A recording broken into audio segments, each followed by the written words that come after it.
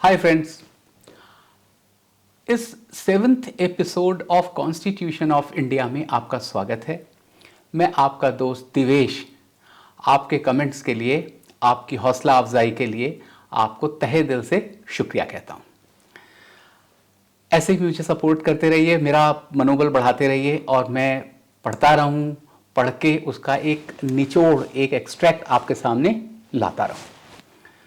तो देखिए, इस एपिसोड में, इस 7th एपिसोड में हम बात कर रहे हैं 43rd और 44th अमेंडमेंट्स की। इन अमेंडमेंट्स के जरिए हम ये भी जानेंगे कि उस समय किसकी सरकार थी, वो सरकार कैसे बनी और वो सरकार कैसे आगे बढ़ी और कैसे उसका कार्यकाल समाप्त हुआ। हम ये भी जानने की कोशिश करेंगे कि उसकी अच्छाइयाँ और बुराइयाँ उस सरकार की क्या थी। ठीक है, चलिए आगे बढ़ते हैं। इमरजेंसी लगी। इमरजेंसी लोगों को पसंद नहीं आई क्योंकि इमरजेंसी में ज़्यादतियाँ हुई, सारे नेताओं को अंदर कर दिया गया। और जब नेता ही अंदर हैं या नेता अंडरग्राउंड हैं तो फिर पब्लिक का क्या, उनकी सुनने वाला कौन है। 42nd कॉन्स्टिट्यूशन अमेंडमेंट हो ही चुका था, उसमें जनता के सारे फंडामेंटल राइट्स क्रश कर दिए गए थे। जुडिशरी जैसी कोई चीज़ मैं आपको बताऊं बची नहीं थी जो सामना कर सकती इस गवर्नमेंट का। और गवर्नमेंट भी क्या थी, एक आदमी के हाथ में, और उस आदमी का नाम था, जी नहीं, आप गलत सोच रहे हैं, उस आदमी का नाम था संजय गांधी। संजय गांधी और उसकी कोठरी ने इस देश को चलाया। अब क्या होता है साहब, 18th ऑफ जनवरी 77 को बहुत ज़्यादा प्रेशर होता है, सरकार समझ नहीं पा रही है, जनता बहुत नेगेटिव होती जा रही है, इंटरनेशनल प्रेशर्स बढ़ता जा रहा है, गरीबी थमने का नाम नहीं ले रही है, हर चीज़ की शॉर्टेजेस हो रही हैं, चाहे वो केरोसिन हो, चाहे वो पेट्रोल हो, चाहे वो खाने की चीज़ें हों, एडिबल ऑयल हो, कोई भी चीज़ ढंग से मिल नहीं रही है, हमारे करेंसी के हाल बुरे हैं। तो ये सब चीज़ें होते होते इंदिरा जी को लगा कि अब मामला अपने बस के बाहर का होता जा रहा है।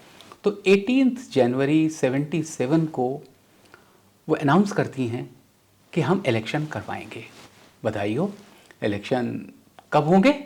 मार्च में। तो 18 जनवरी से मिड ऑफ मार्च कितने महीने मिले ऑपोजिशन को इलेक्शन लड़ने के लिए? सिर्फ और सिर्फ 2 महीने।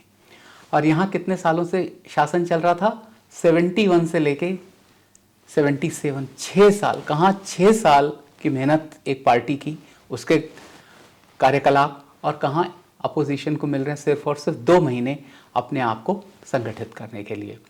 खैर, अपोजिशन ये चैलेंज ले लेती है और 23rd 5 दिन में 5 पार्टियां मिलके एक दल बना लेती हैं, एक अपनी यूनिटी दिखाती हैं पूरे कंट्री को और कहती हैं हम साथ में हैं।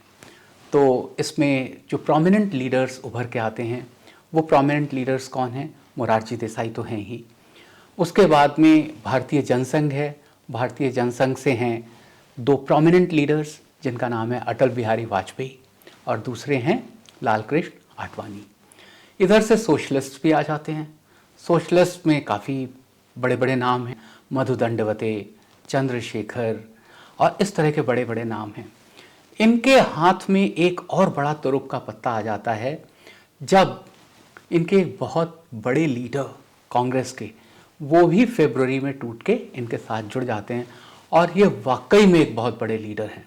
इनका नाम है बाबू जगजीवन राम, जिनकी बेटी मीरा कुमार हमारे देश में कांग्रेस के शासनकाल में 5 साल तक लोकसभा की अध्यक्ष भी रहीं। बाबू जगजीवन राम दलितों के बहुत बड़े कद्दावर नेता माने जाते थे और उनके आने से उनकी पार्टी जो थी उसका नाम था Congress for democracy, COD। Congress for democracy भी इनमें आके मिल जाती है।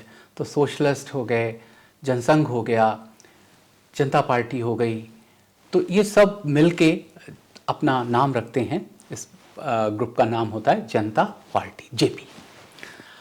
इनके एक ऐसे नेता होते हैं जो सत्ता में तो इंटरेस्ट नहीं रखते बिल्कुल, उन्हें कोई पोजीशन नहीं चाहिए थी। उन्हें नेहरू जी ने भी जब पोजीशन दी तो उन्होंने मना कर दिया।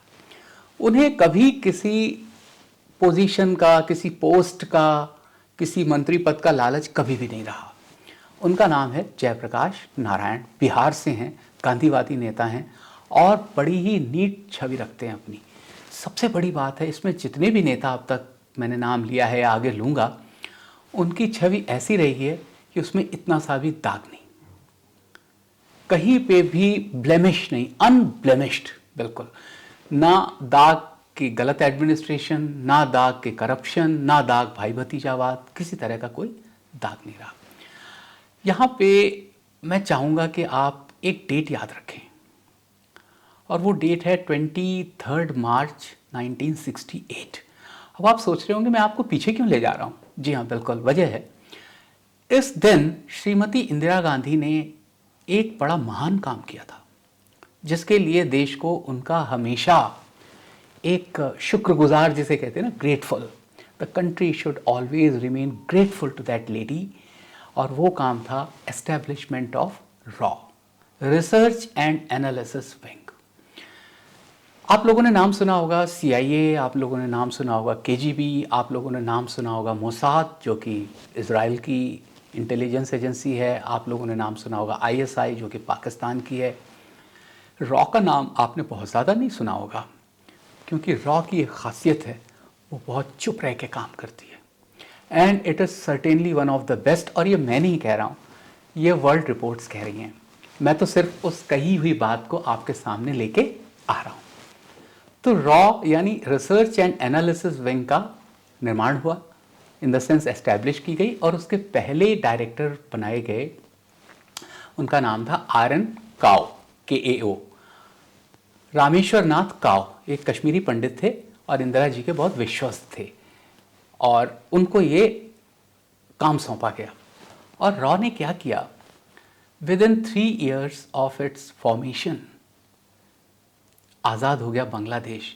कभी आपने सोचा है कि किसी इंटेलिजेंस एजेंसी का इतना बड़ा काम हो कि उसके पैदा होने के 3 साल बाद ही इंडिया को उसका सबसे बड़ा तोहफा मिले, या उसके बाद में 75 में, मई 75 में सिक्किम का एमलगमेशन भी इन्हीं के इंटेलिजेंस रिपोर्ट, ये सब चीज़ें देखनी होती हैं। हमारे दुश्मन क्या सोच रहे हैं, उनका एक्शन क्या होगा, वो कैसे रिएक्ट करेंगे, और सुपर पावर्स क्या सोच रही हैं, ये सब चीज़ों को देखे सोचे बिना आप इतने बड़े डिसीजंस नहीं ले सकते।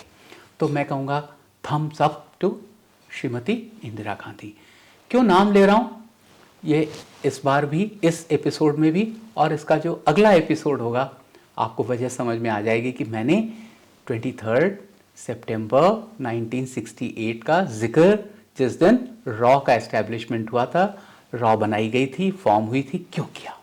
अब होता यह है कि बड़ी धूमधाम से, बहुत गाजे बाजे के साथ में जनता पार्टी इलेक्शंस जीत जाती है। देखिए, साउथ में इनकी परफॉर्मेंस कुछ खास नहीं रहती, बहुत कम सीटें जीतते हैं। वेस्ट में, दैट इज़ महाराष्ट्र, गुजरात, मिली जुली रहती है, लेकिन नॉर्थ एंड ईस्ट इन्होंने कांग्रेस का पूरा सुपड़ा साफ कर दिया। इतनी बुरी तरह से कांग्रेस हारती है कि रायबरेली से मिसेस गांधी और अमेठी से संजय गांधी दोनों चुनाव हार जाते हैं। इनके सारे दिग्गज धराशायी हो जाते हैं और इन्हें करीब 200 सीटों का नुकसान होता है। इस इलेक्शन में जनता पार्टी को अपने दम पे 298 सीटें मिलती हैं और 345 इनको इनके सहयोगी साथियों के साथ में आके मिलती हैं, मतलब एब्सोल्यूट मेजॉरिटी हो जाती है। कहीं पे कोई गुंजाइश नहीं जनता ने छोड़ी कि इंदिरा जी को माफ़ कर सकें।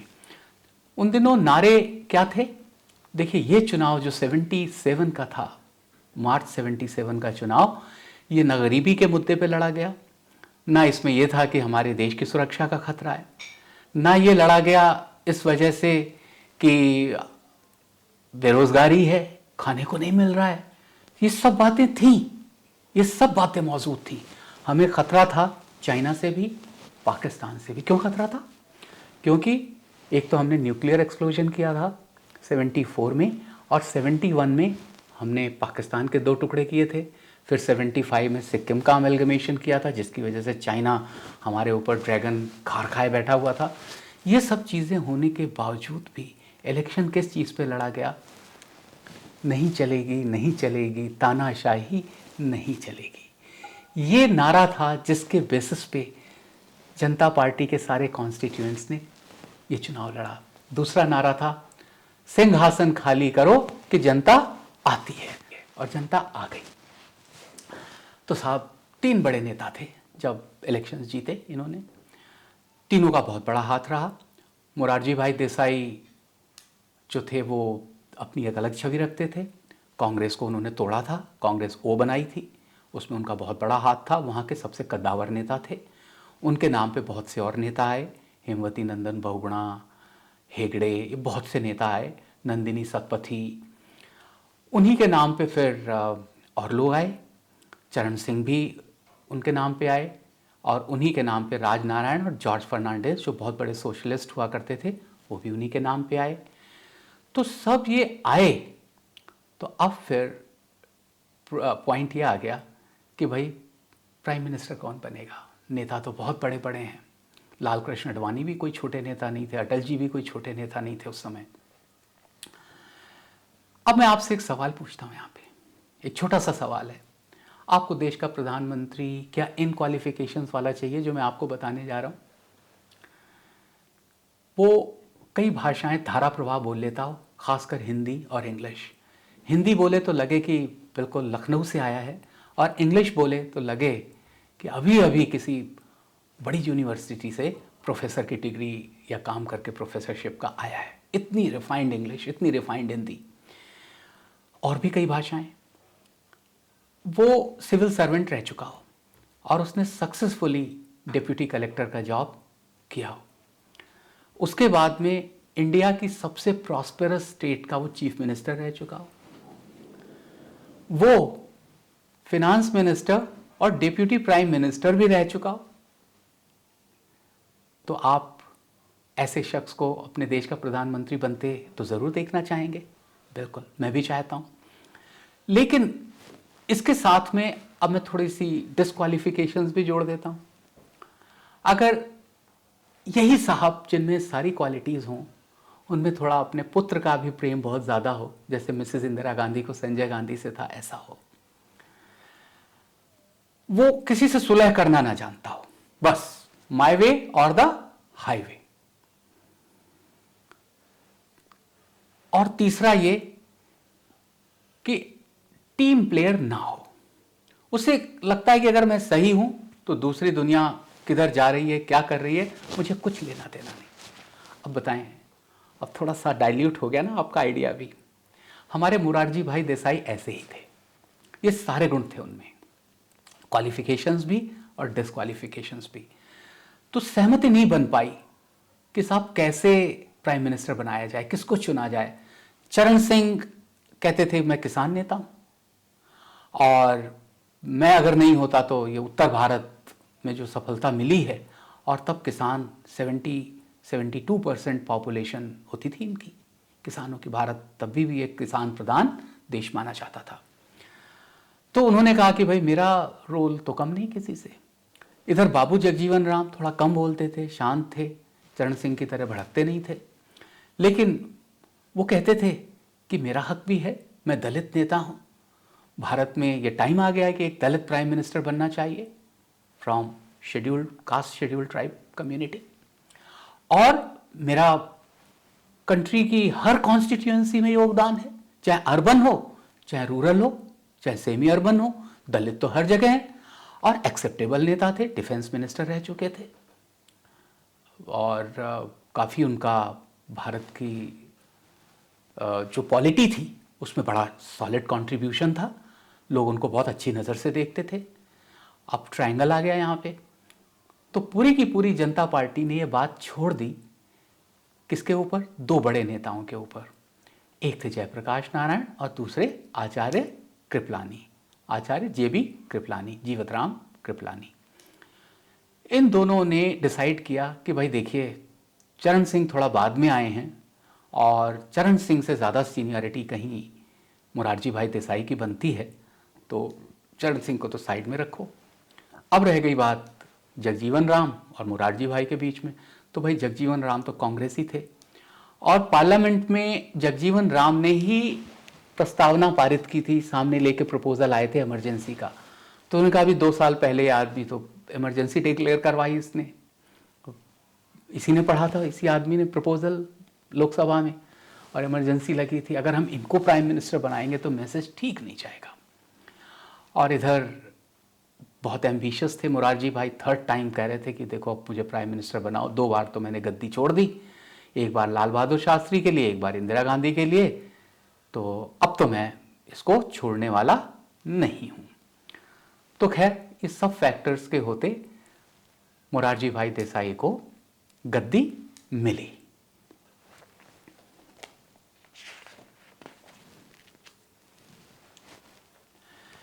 देखिए मोरारजी देसाई ने 24 मार्च 1977 को शपथ ली।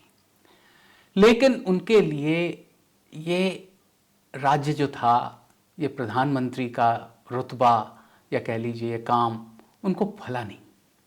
इन द सेंस पहले दिन से ही अंदर जो इनर कॉन्फ्लिक्ट्स थे वो बनना शुरू हो गए। चरण सिंह को मिला होम मिनिस्ट्री, उनको होम मिनिस्ट्री मिली, और जगजीवन राम को मिली डिफेंस मिनिस्ट्री। तीनों की ही आपस में नहीं बनती थी, बल्कि मैं तो ये कहूंगा कि चरण सिंह की और जगजीवन राम की भी आपस में नहीं बनती थी, और सब अपने अपने इंडिपेंडेंट डिसीजन लेके काम करते थे। तो ऐसी सरकार कोई बहुत ज़्यादा देर तो चलनी ही नहीं थी। अटल बिहारी वाजपेयी को बनाया गया फॉरेन मिनिस्टर, विदेश मंत्री। तो ये इनकी जो कैबिनेट थी, इसमें काफ़ी जो प्रोमिनेंट लोग थे, सब अपने अपने कामों में दे दिया गया सबको। लेकिन मोरारजी भाई का जो एक सपना था, जिसके ऊपर वो आए थे कि मैं गरीबी भी दूर करूंगा, मैं भ्रष्टाचार भी दूर करूंगा, मैं बेरोजगारी भी दूर करूंगा, वो पूरा नहीं हो पाया। पार्शियल सफलता मिली इनको एक्सटर्नल फ्रंट पे, दैट इज अपने विदेशों का जो काम है, हमारा विदेश मंत्रालय, और वहाँ पे अटल बिहारी वाजपेयी ने बहुत बड़ा रोल प्ले किया। फर्स्ट टाइम अमेरिका के कोई प्राइम मिनिस्टर इंडिया में आए, उनका नाम था जिमी कार्टर, 78 में आए। फिर 78 में ही मोरारजी देसाई उनके इनविटेशन पे अमेरिका भी गए। तो 2 बार 1 साल में भारत का प्रधानमंत्री अमेरिका के प्रधानमंत्री से मिलता है। इन्होंने बहुत कोशिश की, मोरारजी देसाई ने, कि जो भारत की छवि नीचे चली गई थी उसको ये वापस ला पाते। तो पाकिस्तान का दौरा भी हुआ, और पाकिस्तान में इन्होंने जाके बोला कि अब हम कभी भी कोई न्यूक्लियर एक्सप्लोजन नहीं करेंगे, ना हम कभी न्यूक्लियर वेपन्स बनाएंगे, और तो और है पीसफुल पर्पसेस के लिए भी हम न्यूक्लियर एक्सप्लोजन नहीं करेंगे, हम न्यूक्लियर टेस्टिंग करेंगे ही नहीं।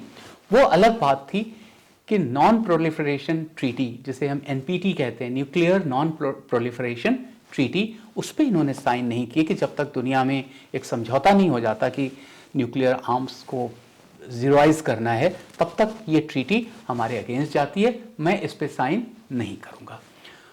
तो चाइना से भी इन्होंने अपने रिश्ते बनाने की कोशिश की, बने भी थोड़े बहुत, क्योंकि चाइना बहुत नाराज़ था।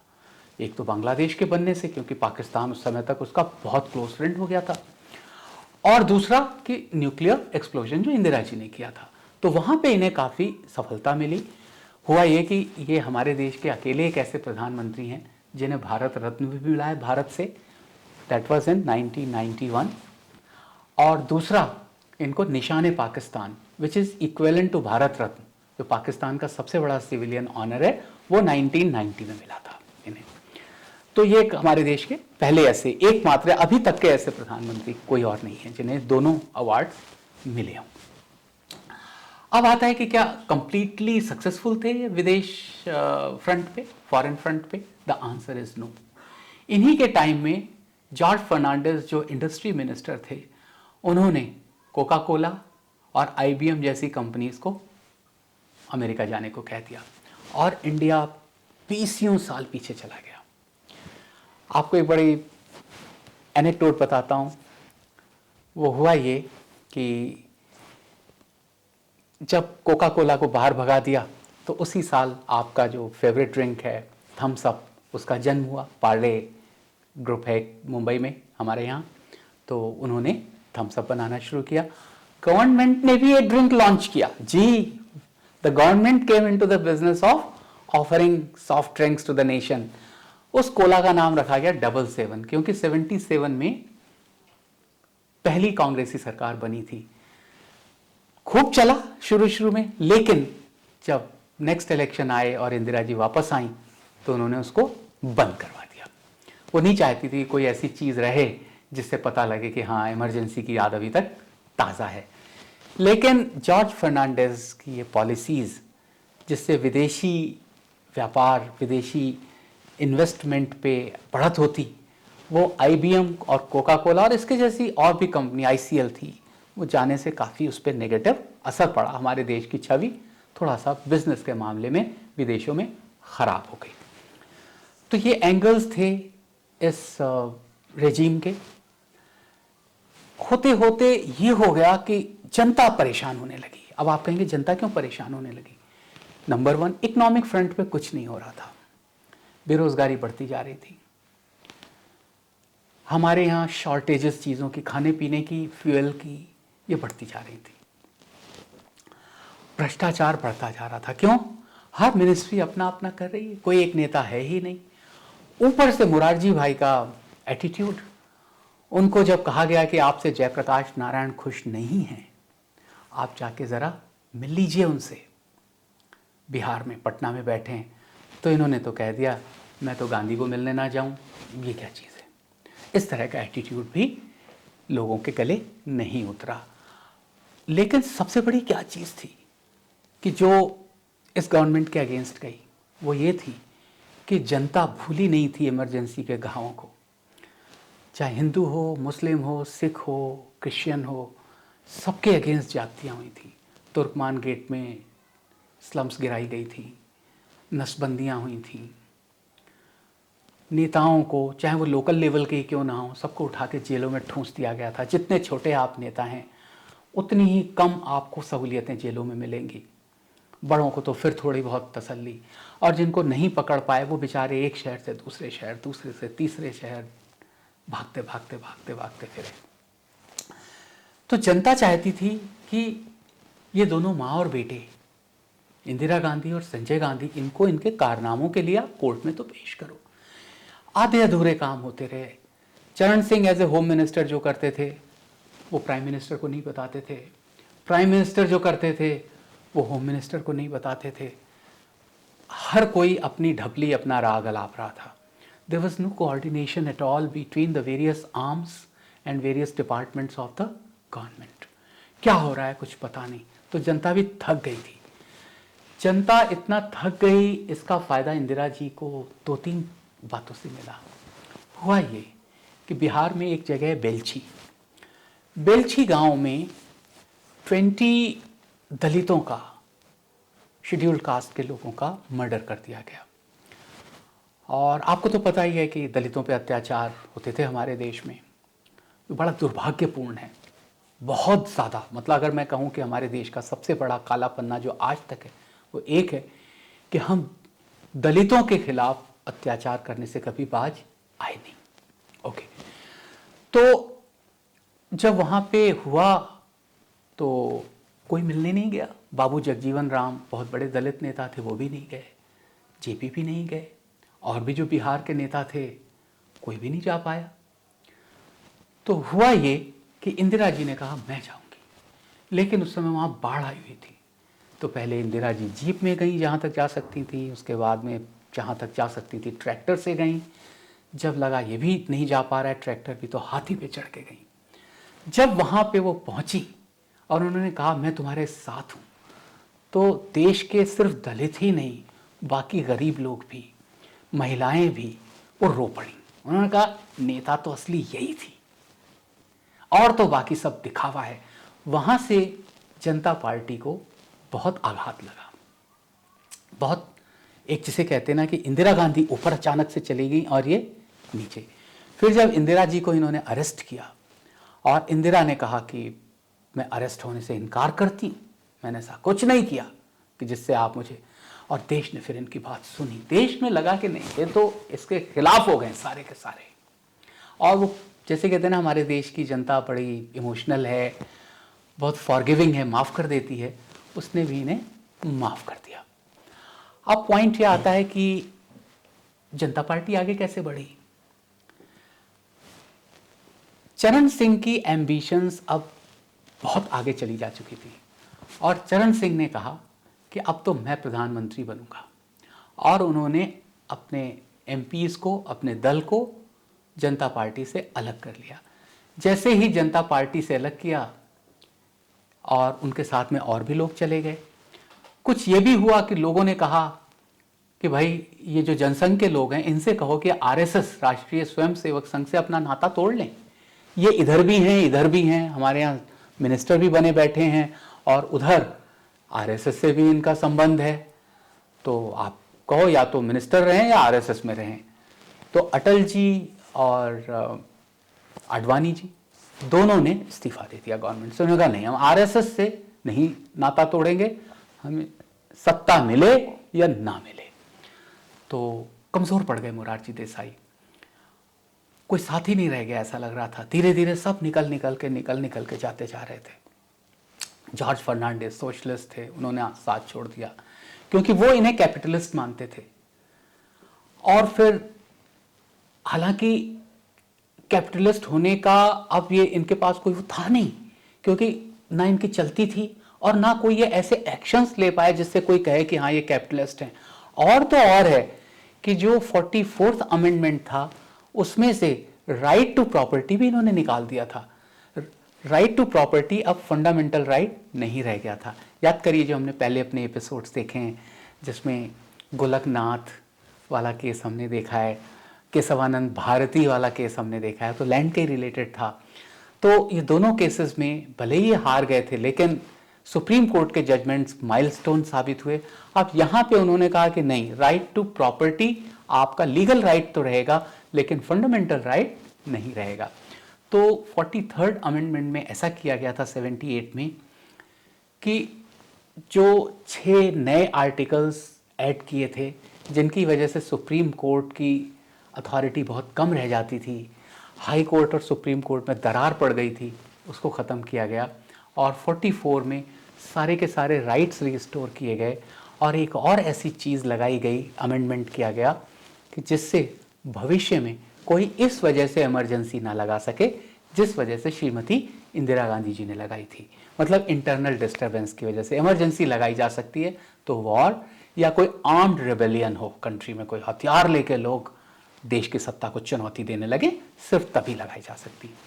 तो मोरारजी भाई देसाई जो हमारे चौथे प्रधानमंत्री थे, उनको एक काम तो नहीं करना चाहिए था, वो ये कि रॉ के इन्होंने पर काट दिए, बल्कि इन्होंने इस बात का एक अनाउंसमेंट भी किया कि हाँ, हम रॉ जैसी कंपनीज़ को, रॉ जैसी एजेंसीज़ को अपने देश में बढ़ावा नहीं देंगे। पाकिस्तान को ये बात बहुत पसंद आई। उन्होंने न केवल इसका बजट रॉ का कम कर दिया बल्कि इसका इंफॉर्मेशन विंग था उसको बंद कर दिया। तो आप समझ सकते हैं कि इस चीज़ से देश काफ़ी पीछे पहुंच गया इंटेलिजेंस में। इसका असर इनके टाइम में तो नहीं हुआ, लेकिन मैंने आपसे जिक्र छेड़ा है तो अगले वीडियो में इसका क्या असर हुआ इस घटना का, ये आपसे मैं ज़रूर बताऊंगा, ज़रूर शेयर करूंगा। इन्हीं के टाइम में नोटबंदी भी हुई। आजकल बहुत नाम सुनते हैं कि नरेंद्र मोदी ने नोटबंदी की, लेकिन जो इससे पहले नोटबंदी हुई थी वो मोरारजी देसाई के टाइम में हुई थी। And that was on the 16th of January 1978, जब 1000, 5000 और 10,000 रुपए के नोट बैन कर दिए गए थे। जी हाँ, हमारे देश में 5000 और 10,000 रुपए के नोट, डिनोमिनेशन के नोट भी हुआ करते थे। ओके, तो ये इनके कार्यकाल की कुछ उपलब्धियां हैं। अब होता ये है कि ये भी थक चुके होते हैं और चरण सिंह बहुत पैर मार रहे होते हैं। चरण सिंह पर्सनली अप्रोच कर चुके होते हैं संजय गांधी को, और संजय गांधी कहते हैं कि देखो मैं चाहता हूं कि तुम प्राइम मिनिस्टर बनो, और अगर आप प्राइम मिनिस्टर बनते हो तो हमारा पूरा सपोर्ट है आपको। पूरा सपोर्ट इन द सेंस कि कांग्रेस पार्टी आपको बाहर से सपोर्ट करेगी, और कोई कांग्रेस पार्टी ऐसी तो कम सीटें नहीं थी उसकी, 151 सीटें लेके आई हुई थी, तो कांग्रेस पार्टी के सपोर्ट से कोई भी गवर्नमेंट बन सकती थी। तो इन्होंने ऐसा ही किया। मुरारजी भाई ने इस्तीफा दे दिया। कब दिया मुरारजी भाई ने इस्तीफा? 28 जुलाई 79 को। तो देखिए मार्च 77 में आए थे, 24 मार्च 77 में, तो कितने दिन रहे? 2 साल 4 महीने और 4 दिन, 244, 2 साल 4 महीने 4 दिन इनकी सरकार रही। आई कितने टाइम के लिए थी? 5 सालों के लिए। तो क्या बाकी का सारा टाइम चौधरी चरण सिंह, जो कि किसान नेता थे, बाद में अपने आप को जाट नेता कहलाने लगे, थोड़ा सा और संकुचित हो गए, इन्हीं के बेटे हैं इस समय अजीत सिंह, जो एमपी भी रह चुके हैं, और अजीत सिंह के बाद में जयंत चौधरी इस बार इलेक्शंस हार गए थे। तो ये थर्ड जनरेशन इनकी पॉलिटिक्स में है इस समय। चौधरी चरण सिंह आए और बड़े कॉन्फिडेंस से आए कि कांग्रेस हमें सपोर्ट करेगी, लेकिन सिर्फ 23 डेज इन्होंने प्रधानमंत्री का पद संभाला और कांग्रेस ने कहा हम आपको सपोर्ट नहीं करेंगे।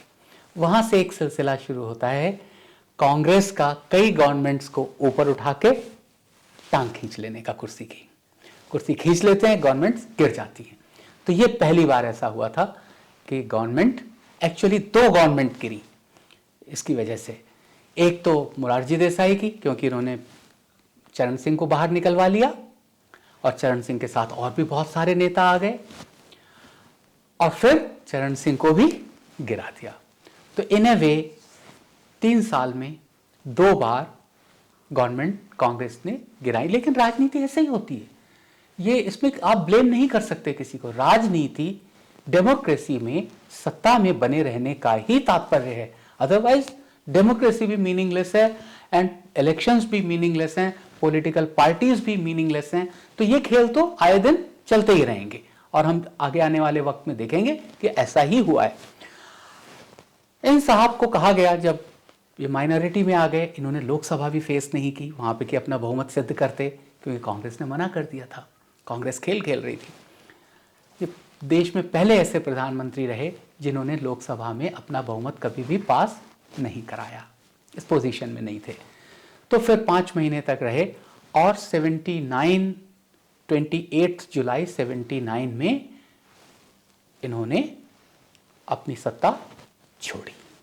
ठीक है, तो ये हमारा देखिए भारतीय इतिहास का वो दौर रहा जब पहली कांग्रेस गवर्नमेंट्स, 2 गवर्नमेंट्स आई और दोनों ही नहीं चल पाई। टू सम इट अप, सबसे बड़े अचीवमेंट्स इनके रहे अमेंडमेंट्स 43 और 44 लाने। अब इमरजेंसी लगाना आसान नहीं है।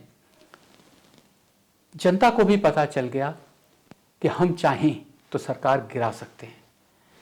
देश को और विदेशों में भी एक एक चीज पता चल गई कि कांग्रेस ही सिर्फ एक ऐसी पार्टी नहीं है जो हिंदुस्तान चलाने के लिए बनी है, और भी पार्टी इस देश को चला सकती हैं। जनता पार्टी की वजह से बहुत सारे प्रधानमंत्री देश के सामने आए। वो 2 तो हमने आपको बताए ही हैं। अटल बिहारी वाजपेयी भी हमारे 3 टर्म्स प्राइम मिनिस्टर रहे। तो ये चीज़ें सामने आती गई। एक और चीज़ सामने आई इससे, वो ये कि कई बार नेता इमोशंस में आके ऐसे डिसीजंस ले लेते हैं जो देश के लिए लॉन्ग टर्म में बहुत घातक होते हैं।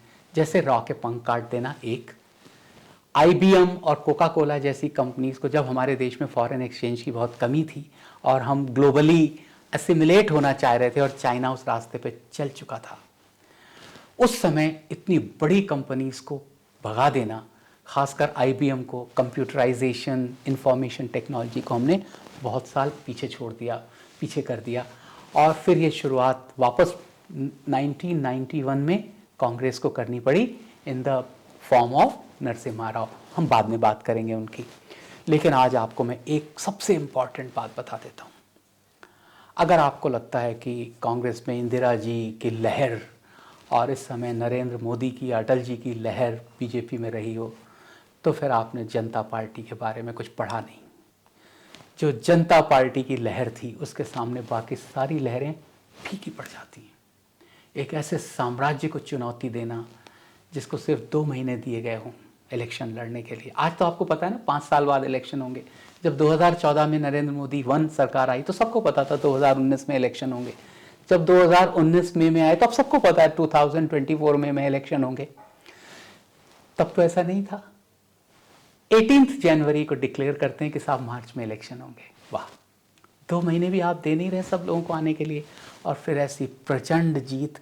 इसमें जनता खुद एक दल बन जाती है आपको जिताने के लिए। तो ऐसा पहली बार देखने को हमें मिला। एक मुहावरा ही बन गया। कॉमन मैन के लिए जनता पार्टी वर्ड यूज करना आज भी कॉमन है।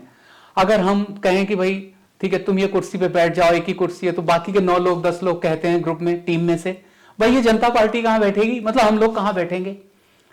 आपने एक जो है टीम के कैप्टन को कोल्ड ड्रिंक दे दिया, और तो बाकी लोग कहते हैं अरे साहब उसके लिए कोल्ड ड्रिंक और जनता पार्टी के लिए क्या। तो जनता पार्टी एक कॉमन आदमी के लिए एक ऐसा शब्द बन गया जिससे वो अपने आप को इंट्रोड्यूस कर सकता था। ऐसा प्रचंड जनमत, ऐसी लहर मुझे पूरा याद है। कभी उसके पहले नहीं आई, बाद में तो मैं नहीं कह सकता, अभी तक तो नहीं आई उसके बाद में। तो जनता पार्टी की लहर को कम करके आंकना ठीक नहीं। Thank you so much. अगले वीडियो में मिलेंगे इंदिरा गांधी के दूसरे रूप में, उनकी इनिंग्स या Indira ji 2.0। Thank you so much.